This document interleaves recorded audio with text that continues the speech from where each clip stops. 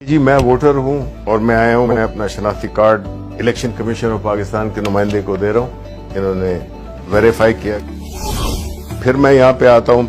यहां पे presiding officer खड़े हैं। प्रिजाइडिंग ऑफिसर मेरा आईडी कार्ड चेक करते हैं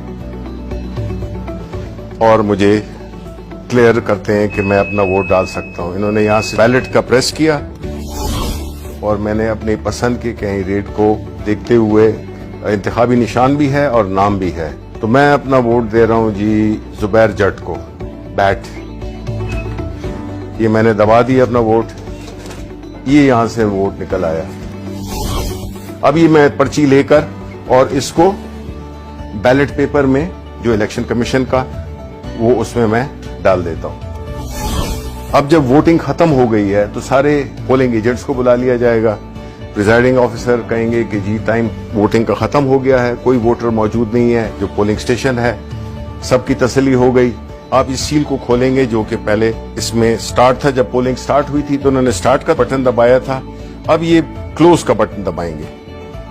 अब पोलिंग बिल्कुल बंद हो गई। अब अगर ये भी करना चाहें, स्टार्ट का बटन भी दबाना चाहें दोबारा, तो ये नहीं कर सकते। अब कंसोलिडेटेड रिजल्ट्स चाहिए तो प्रिजाइडिंग ऑफिसर फिर आप दबाएं रिजल्ट्स, ये रिजल्ट्स में, और ये आपकी उसी वक्त आपके पास पूरा जो भी कैंडिडेट्स थे।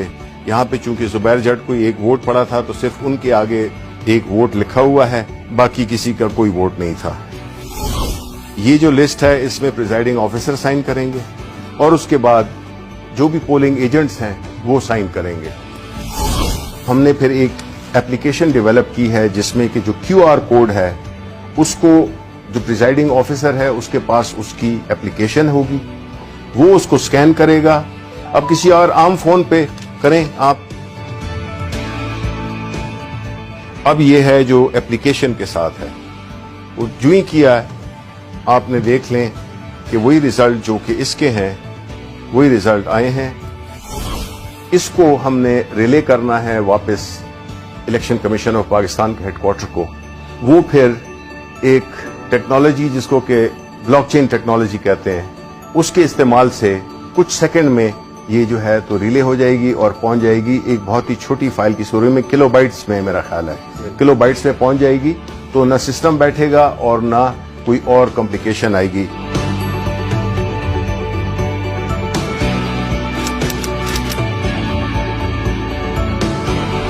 अगर कोई ये कोशिश भी करे कि वो उसी तरह का वोट पहले तो छपवा नहीं सकता, लेकिन अगर छपवा भी ले तो वो वोट इसलिए काउंट आउट होगा क्योंकि हर वोट के ऊपर एक बार कोड है। वो बार कोड जब आप स्कैन करते हैं तो वो आपको सिर्फ एक इंफॉर्मेशन देगा, सिर्फ ये बताएगा कि ये इस पोलिंग स्टेशन का बैलेट पेपर है। तो हमें जब पोस्ट ऑडिट इलेक्शन किसी को एतराज हो सकता है तो तब भी ये इंफॉर्मेशन के टाइम और जो पोलिंग स्टेशन है सिर्फ उसकी इंफॉर्मेशन होगी जो कि सबको दिखाई भी जा सकती है। ब्लॉकचेन टेक्नोलॉजी का जो बुनियादी कॉन्सेप्ट है वो यही है कि उसको चूंकि मल्टीपल उसकी लेजर्स होते हैं तो उसको कोई चेंज नहीं कर सकेगा, ऑल्टर नहीं कर सकेगा। तो इसलिए जो मसला था RTS का, जिसकी वजह से इसको इस पूरे अमल को एक बदनामी का सामना करना पड़ा, उसका हल भी हमने निकाल दिया है। जब एक वोट डल जाए तो ये मशीन डीएक्टिवेट हो जाती है और जब तक के बैलेट का बटन न दबाएं प्रिजाइडिंग ऑफिसर, वो जो इजाजत थी वो एक ही वोट के लिए थी।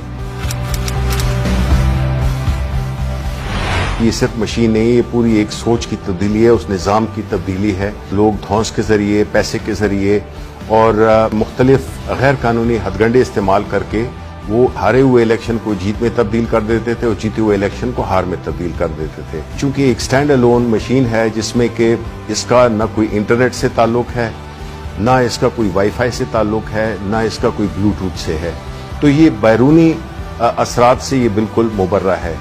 दूसरी बात यह है कि इस मशीन में कोई ऑपरेटिंग सिस्टम नहीं है, जिसकी वजह से इसमें ना बग्स डाली जा सकती हैं, ना इसको हैक किया जा सकता है। जो कोई बदउनवानी हो सकती है या कोई शैतानी हो सकती है कि कोई इसमें एल्फी डाल दे बटन्स में, तब भी इसकी मशीन की परफॉर्मेंस में फर्क नहीं पड़ेगा।